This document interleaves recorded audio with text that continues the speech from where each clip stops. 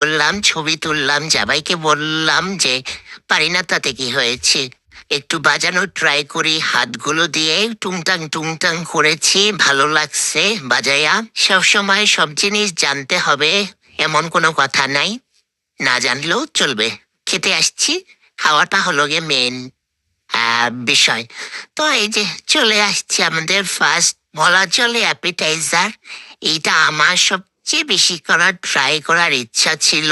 আরো দুইটা dish try করার ইচ্ছা ছিল, বাট ওই দুইটা বাদ দিয়ে আমি বড় সেট মেনু আকারে যেগুলো ছিল ওগুলো আর দুইটা অর্ডার দিছি, দেখা যাক কি হয়। ভাই এটা খাওয়ার ইচ্ছা ছিল, বাট এটার যে নাম কি, prawn cheung fun, I think আমার ঠিক হয়েছে উচ্চারণ, যদি না হয় কোনো ব্যাপারই না, আপনারা বুঝে নেবেন আর গিয়ে মেনুতেও পেয়ে যাবেন।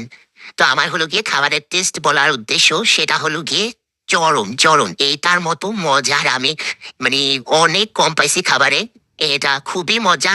ওরা জিজ্ঞেস করছিল যে ম্যাম এটা কিন্তু চিংড়ি দেওয়া হবে, আমি প্রচন্ড প্রন পছন্দ করি, তো আমার কাছে এটা মনে হচ্ছিল যে অমৃত, মানে মাস্ট হ্যাভ, কারো এটা ট্রাই করা উচিত। তো আমার হাজবেন্ডকে একটা প্লাটার অর্ডার দিয়েছিলাম, যেটায় চিকেন ছিল 2 পিস ফ্রাই, আর চিকেনের একটা সালার মতো ছিল আর একটা ভেজিটেবলের মতো ছিল, বাট আমার হাজবেন্ডের নাকি পছন্দ হয় নাই। আর আমারটাই ছিল প্রন মশলা টাইপের, আর একটা বেবিকর্ন মাশরুম এগুলো দিয়ে একটা ভেজিটেবলের মতো।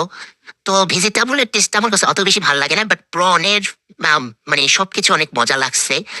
তো আমারটা কমপ্লিট করতে পারছি, বাট আমার হাজবেন্ডের কাছে রাইস বা অন্য কোনো কিছুর টেস্ট নাকি ভালো লাগে না, বাট আমার প্লাটার আমি বলবো আমি অনেক মজা করে খেয়েছি।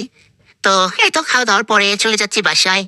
তো আমি নেক্সট আসবো কিনা জানি না, বাট আমার হাজবেন্ড যদি ট্রিট দেয় তাহলে আরো দুইটা আইটেম আছে, যে দুইটা আইটেম এখন আমার পেটে জায়গা ছিল না দেখে খাই নাই, ডাম্পলিংস টাইপের, ওই দুইটা ট্রাই করতে আসতে পারি যদি আমার হাজবেন্ড আমাকে ট্রিট দেয়। নিজের পকেটের টাকা দিয়ে আসবো কিনা চিন্তা করতে হবে, কারণ প্রচন্ড প্রাইস, একটু প্রাইস কমানো উচিত।